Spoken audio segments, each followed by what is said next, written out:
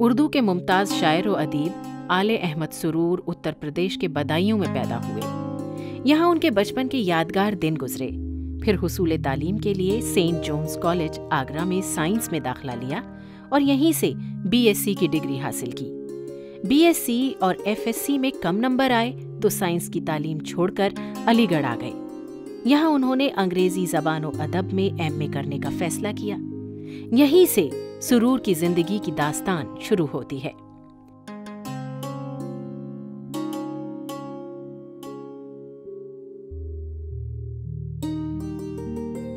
سرور صاحب ہمارے نانا تھے، لیکن میرے بھائی بہن اور میں ان کو ابا کہا کرتے تھے۔ ہمارے بچپنے میں ان کا ایک بہت اہم رول تھا۔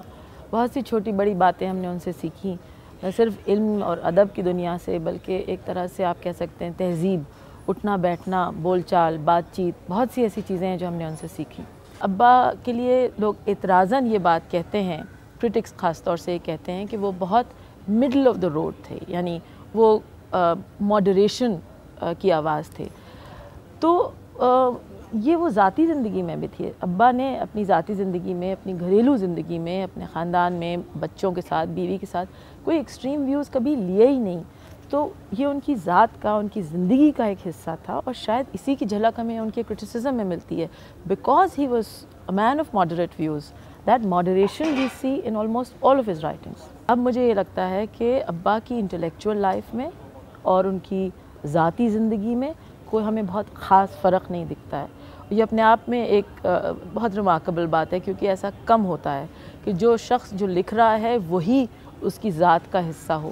ابا کے اپنے انفلوئنسز چونکہ بہت ڈائیورس تھے، مثلاً انہوں نے BSc کیا تھا، اس کے بعد MA انگلش میں کیا، اور پھر چونکہ وہ پورا ایک نیشنلزم کا دور تھا تو اس وقت انہوں نے انگریزی پڑھائی بھی کچھ عرصے کے لیے، لیکن دوبارہ سے ایک اور MA کیا جو کہ اردو میں تھا۔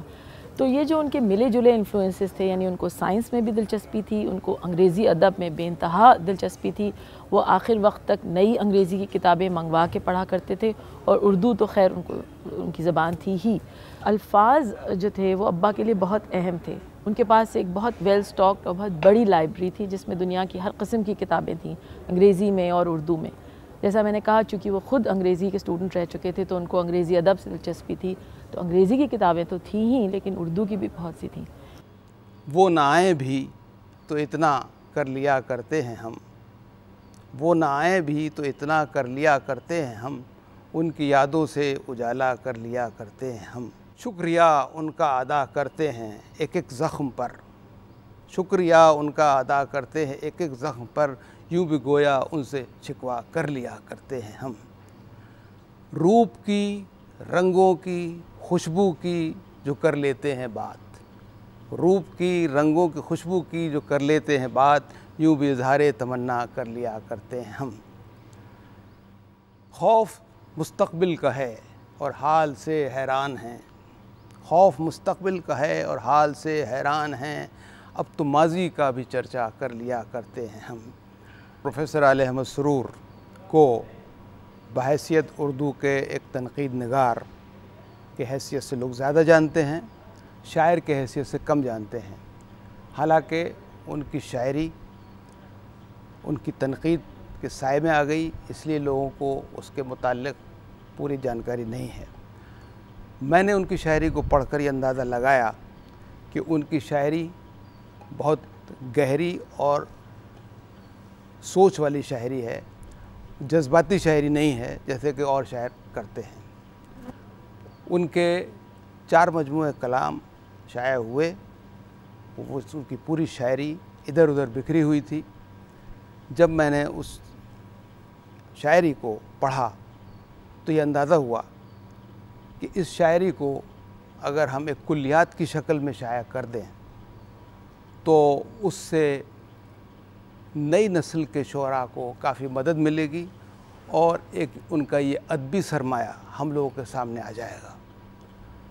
اسی لیے میں نے ان کی کلیات مجموعہ کلام ترتیب دیا، اور مجھے بڑی خوشی ہے کہ قومی اردو کونسل نے اس کو شائع بھی کیا۔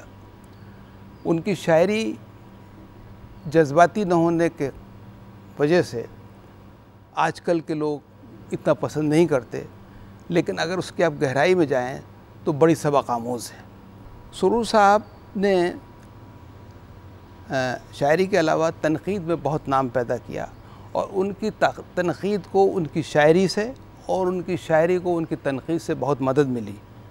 ایسا نہیں تھا کہ وہ تنقید میں کچھ کہتے ہوں، شاعری میں کچھ کہتے ہوں، دونوں چیزیں ایک دوسرے کی کنٹمپریری تھیں، کہ بہت سوچا، بہت سیکھا، بہت پی کے چھلکایا، بہت توڑا، بہت جوڑا، بہت کھویا، بہت پایا، مگر پھر بھی کسی شے کی کمی محسوس ہوتی ہے۔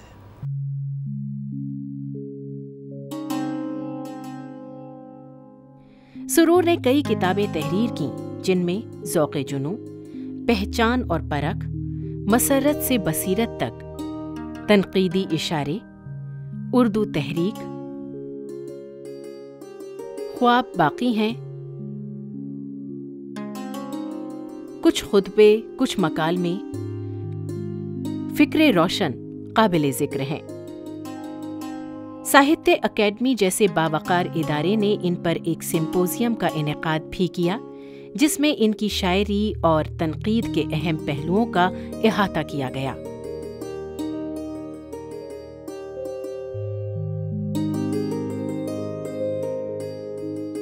آل احمد سرور صاحب کے مزاج میں روایت اور جو نئی تحریکیں تھیں، ان دونوں کا ایک بہت ہی خوبصورت ملاپ ملتا ہے، اور میں سمجھتا ہوں کہ وہ ہمارے جو آج کی تنقید ہے، اردو ادب کی تنقید ہے، اس کے بانیوں میں ہیں۔ اس کی وجہ یہ بھی ہے، اور کہ علاوہ اس کے کہ وہ نقاد تھے، کریٹک تھے اردو کے، وہ خود بھی شاعر تھے، تو اس لیے جو ان کی ذہن کی جو لطافت ہے یا جو ادب کی باریکیاں ہیں، ان کو سمجھنے میں سمجھتا ہوں ان کو سمجھانے میں اور ان کو دوسروں تک پہنچانے میں اس کا بہت بڑا رول رہا ہے۔ اب آل احمد سرور صاحب کی شخصیت جو ہے بڑی ہمہ جہتی ہے، یعنی صرف یہ نہیں کہ وہ ایک بہت اچھے استاد تھے، اور ایسے استاد جنہوں نے ایسے شاگرد پیدا کیے، مثلا کنور اخلاق محمد خان شہریار اور بہت سے لوگ ایسے جو آخر تک ان سے جڑے رہے، بلکہ وہ عملی آدمی بھی تھے۔ اور ہندوستان کی تقسیم کے بعد جب انجمن ترقی اردو ہند کا سوال آیا کہ بھئی کون اس کو دیکھے گا، تو اس میں آل احمد سرور صاحب ہی کا نام آیا، اور برسوں تک انہوں نے اس کی تربیت کی، اس کو بڑھایا، آگے بڑھایا، تو ایک طرح سے وہ ادارہ ساز بھی تھے۔ آل احمد سرور صاحب کو اگر میں سم اپ کروں تو مجھے ایسا لگتا ہے کہ وہ ایک روشن خیال، لبرل، اور اپنے روایات کا احترام کرتے ہوئے دوسروں کے روایات کا احترام کرنے والوں میں ان کا شمار کیا جائے گا۔ پروفیسر آل احمد سرور شاعر بھی تھے اور نقاد بھی، لیکن تنقید نگار کی حیثیت سے ان کا بہت اعلیٰ مقام ہے۔ اردو تنقید میں ہی، اپنے عہد کے نقادوں میں ہی نہیں بلکہ پوری اردو تنقید میں پروفیسر آل احمد سرور بہت اہم نقاد اور بہت ممتاز اور منفرد نقاد کے حیثیت سے جانے جاتے ہیں۔ سرور صاحب کی کئی خصوصیات تھیں۔ ایک تو خصوصیت جو مجھے سب سے زیادہ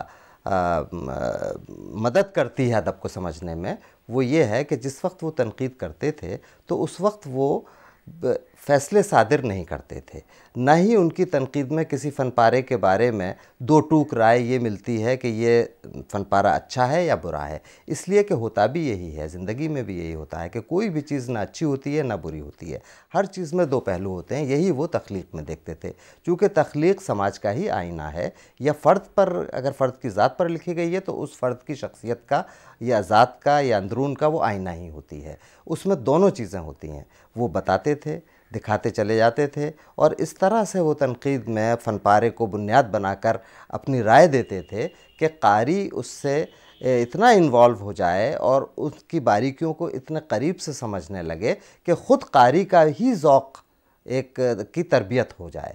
اور ان کی تنقید، پروفیسر آل احمد سرور کی تنقید پڑھنے کے بعد قاری باقاعدہ دوسرے فن پاروں کو بھی سمجھنے کا اہل ہو جاتا تھا۔ اس کا کس طرح سے ہمیں ادب پڑھنا چاہیے، کس طرح سے سمجھنا چاہیے، اچھا ادب کیا ہوتا ہے، یہ ساری چیزیں ان کے مضامین پڑھنے کے بعد قاری کی مدد کرتی تھیں۔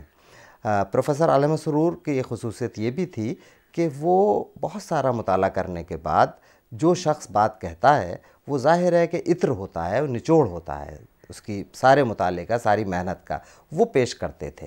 اس کو اگر کوئی کم پڑھا لکھا شخص ہے، اگر کسی نے دوسری چیزیں نہیں پڑھی ہیں تو ہو سکتا ہے ایک نظر میں سرسری بات سمجھے یا ان کی انشا پردازی سمجھے۔ ان کی زبان پر کچھ لوگوں نے یہ اعتراض کیا کہ تنقید کی جیسی زبان ہونی چاہیے، بھاری بھاری اصطلاحات، موٹے موٹے الفاظ وہ نہیں ہے، بلکہ انشائیہ جیسے لکھا جاتا ہے یا انشا پردازی جس طرح کی جاتی ہے اس طرح کی زبان انہوں نے استعمال کی۔ لیکن انشا پردازی کرنے کے لیے بہت بڑے مطالعے کی ضرورت ہوتی ہے، نہ صرف یہ کہ وہ صاحب طرز نقاد تھے، تخلیقی قوت ان میں اتنی تھی، خود بھی شاعر تھے، بہت اچھے شاعر تھے، تخلیق انہوں نے خود کی ہے، تو اس سارے پروسیس سے، تخلیقی عمل سے وہ گزر چکے تھے، تو ان باتوں کو بھی وہ پیش کرتے تھے جو باتیں جو تخلیق کار نقاد نہیں ہے وہ وہاں تک نہیں پہنچ سکتا۔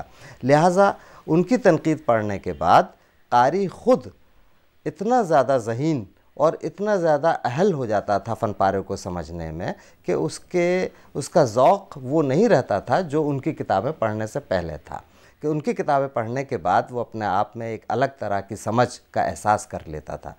پھر سرور علی گڑھ سے لکھنؤ آ گئے، جہاں ان کی ملاقات سروجنی نائیڈو،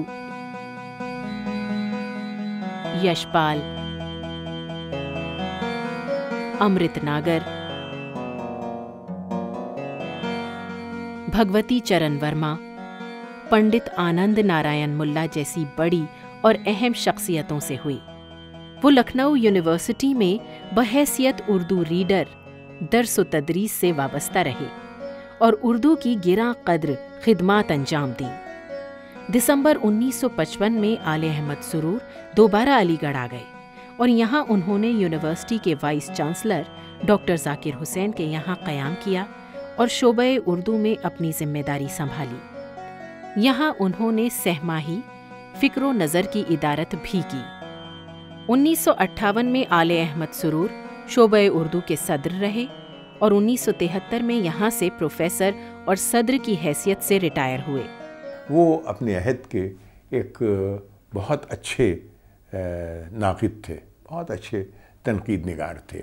پروفیسر عالم احمد سرور صاحب میرے استاد تھے۔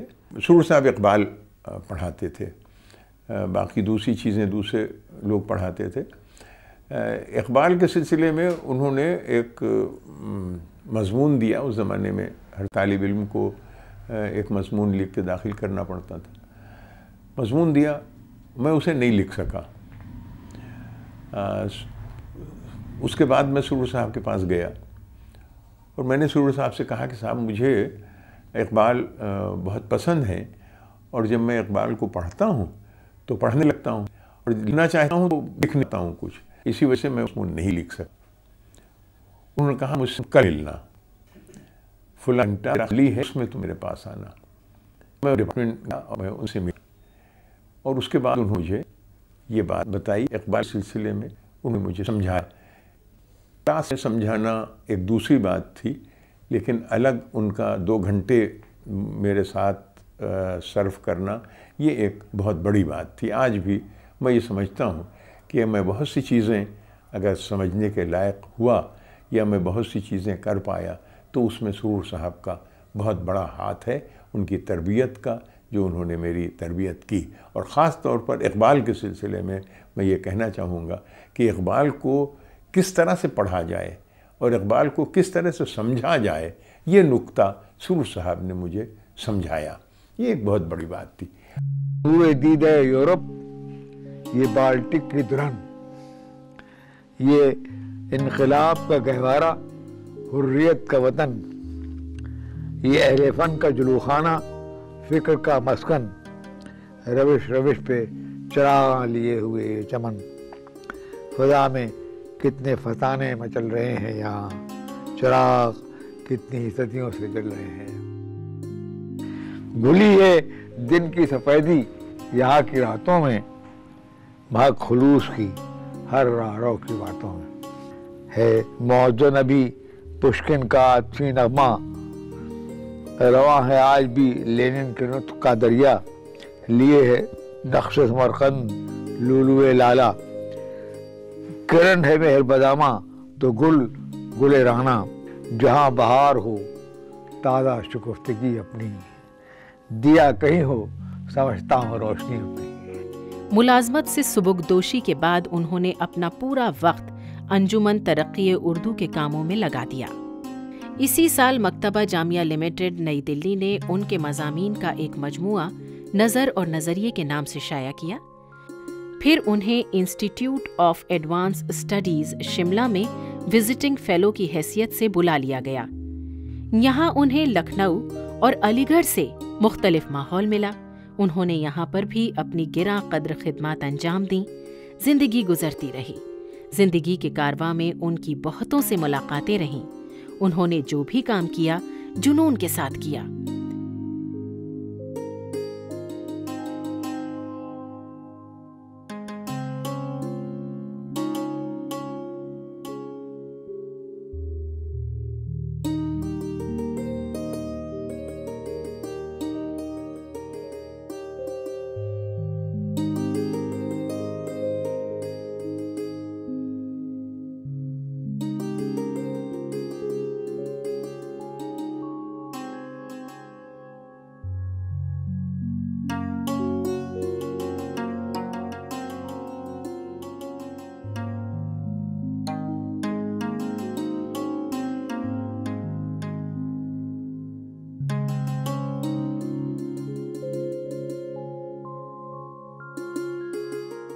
तरक्की पसंद तहरीक के ज़ेर असर जो लोग सामने आए उनमें सुरूर साहब, एहतशाम साहब,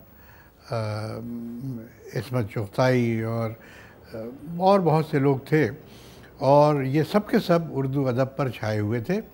इन्होंने बिल्कुल एक नया रुख अदब को दिया था।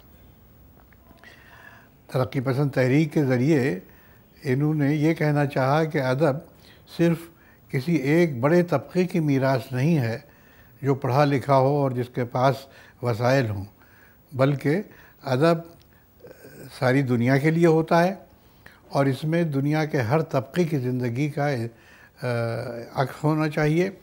और ख़ुसूसन तरक्की पसंदी के मानी ये हैं कि निचले तबके, मेहनत कश तबके और उन लोगों की ज़िंदगी के बारे में हम लिखें जो अब तक नज़रअंदाज जिन्हें किया गया है और अदब की दुनिया से बाहर समझा जाता है। ये ज़माना वो था कि जब प्रेमचंद अपने उरूज पर पहुंच चुके थे, इकबाल की शायरी अपने उरूज पर थी, उधर टैगोर थे। इन सब लोगों ने हिंदुस्तान की ज़िंदगी के नए पहलुओं को लिया था। चुनांचे सुरूर साहब इस फ़िज़ा में उभरे और उन्होंने तरक्की पसंद तहरीक को मुनज़्ज़म करने में और अपने हमअसर लोगों में और साथ ही साथ अपने असर के नौजवानों में उसको मकबूल बनाने की कोशिश की। तो सुरूर साहब ने आगाज़ तरक्की पसंद तहरीक के ज़ेर असर किया और उनका ख़ास मैदान तनक़ीद था। उर्दू तनक़ीद में दरअसल सुरूर साहब से पहले भी लिखी जा रही थी। एहतशाम साहब और सुरूर साहब वग़ैरह के अहद में उसको ज़्यादा फ़रोग़ हुआ और इन्होंने तनक़ीद में तरक्की पसंद तहरीक के उसूलों को मद्देनज़र रखते हुए अदब को जांचा और परखा और ये बताया कि हमारा माजी का अदब जो था उसकी क़द्र व कीमत क्या है और उसके अंदर अगर कुछ कमियां हैं या कुछ खाने रह गए हैं तो उन्हें हम किस तरह पुर कर सकते हैं। उनके लिखने का अंदाज़ बहुत ही खूबसूरत था। वो अदक मुश्किल ज़बान नहीं लिखते थे, ना अदक और मुश्किल बातों को मुश्किल तरीक़े से ही पेश करते थे, बल्कि एक अजीब किस्म की एक उनके यहाँ खूबसूरती थी, एक हुस्न था जो हमारे यहाँ इंशा परदाजी की जो रवायत उर्दू में थी उससे उनके यहाँ आया था।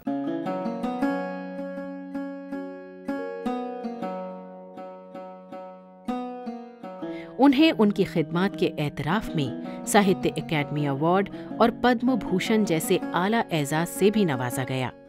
بعد میں انہیں جموں یونیورسٹی اور کشمیر یونیورسٹی دونوں جگہوں سے آفر آئے، لیکن انہوں نے کشمیر یونیورسٹی کو ترجیح دی اور 1977 میں اقبال چیئر کی ذمہ داری سنبھالی۔ ان کی سرپرستی اور رہنمائی میں اس مرکز سے کئی اہم کتابیں شائع ہو کر منظر عام پر آئیں۔ اقبال سے اپنی غیر معمولی دلچسپی کی وجہ سے انہوں نے بہت سارے کام کیے۔ کشمیر کی وادیاں انہیں اس قدر پسند آئیں کہ یہاں رچ بس گئے۔ 75 سال گزرے، آج دنیا میں مجھے آئے، نظر کا شعلہ مدھم ہے، لہو کا رقص دھیما ہے، قدم بھی سست ہیں، سائے بھی لمبے ہوتے آتے ہیں، صدا کوئی کسی کوہ ندا سے جانے کب آئے، نفس کا آرزو کا کھیل کب خاموش ہو جائے۔ بہت دیکھا، بہت سوچا، بہت چاہا، بہت پایا، نظر شاداب ہے، آباد ہے دل، فکر روشن ہے، سہارا کتنے خوابوں کا، دلاسا کتنی یادوں کا، میرے پھولوں کی خوشبو، میری کلیوں کی جگرداری،